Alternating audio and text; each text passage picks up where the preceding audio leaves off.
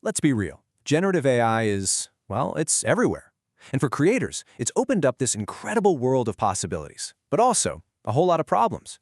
So today, we're going to dive into one creator's very personal struggle with this new tech and the ethical tightrope they're walking between their own creative drive and their social responsibility.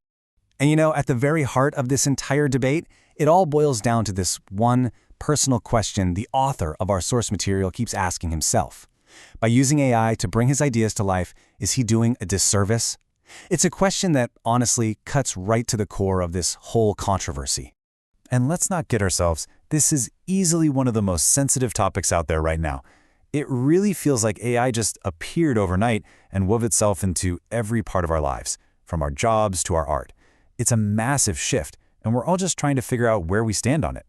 And the key word there is speed. The source really points out that this technology has just blown past us way faster than anyone could have predicted.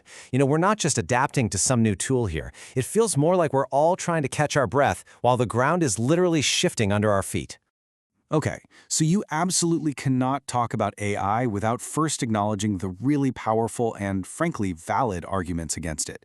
There is widespread concern out there, and for very good reason, from organized labor being worried about jobs all the way to some truly disgusting ethical abuses. And this is not some abstract academic debate. We're talking about major unions like the Writers Guild and SAG-AFTRA who are actively fighting back. They see a very real, very direct threat to people's jobs and to the value of human work itself. They're worried that the very essence of what makes us creative could just be automated away. And then there's the darkest side of this whole thing. The source is unflinching here, calling out the abhorrent abuse of AI to create fake images, particularly of minors.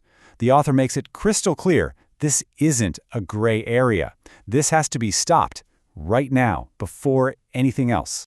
So, with all of that weighing on the conversation, why on earth would any creator choose to use this technology? Well, to understand that, we have to kind of zoom in, right? We have to pivot from this huge societal debate to the very personal story of the creator behind our source material. For this person, the choice isn't about taking some easy shortcut, it's about finding a way to move forward at all. I mean, look at this. They're working with some pretty significant limitations: no financial security, poor health, and creating everything on a simple tablet. For them, AI isn't a replacement for skill, it's basically an accessibility tool. Now listen to this quote, because it gets right to the heart of their process. This isn't some hands-off, push a button and you're done kind of thing. The creator really emphasizes that they are in the weeds, painstakingly guiding and correcting the AI's output to match their own very human narrative vision. Let's actually break that down for a second. The whole process starts with their own original writing.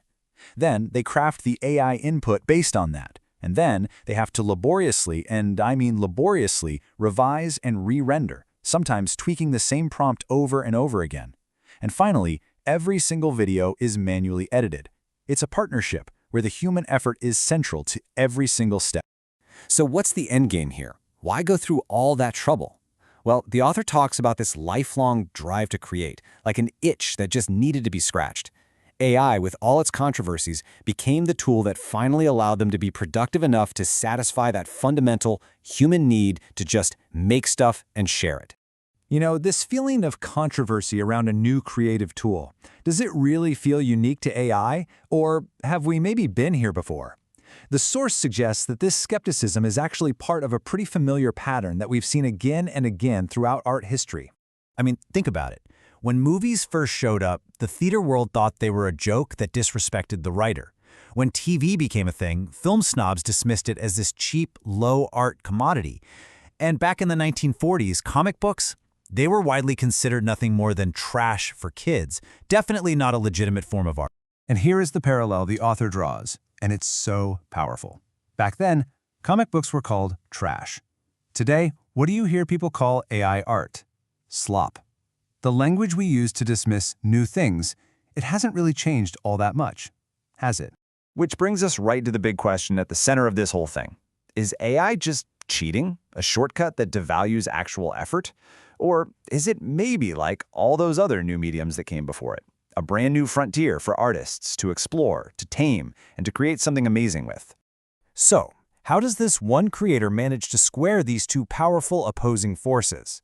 They land on a personal resolution, a way for them to move forward responsibly in this wild, unregulated new world. And this is absolutely crucial. Just because they use the tool doesn't mean they want a lawless free-for-all. The author says flat out that when it comes time to fight for regulation, they will be firmly on the side of very strict rules to prevent all the abuses we just talked about. So in the meantime, while society plays catch-up and figures out the laws, their approach is one of self-regulation.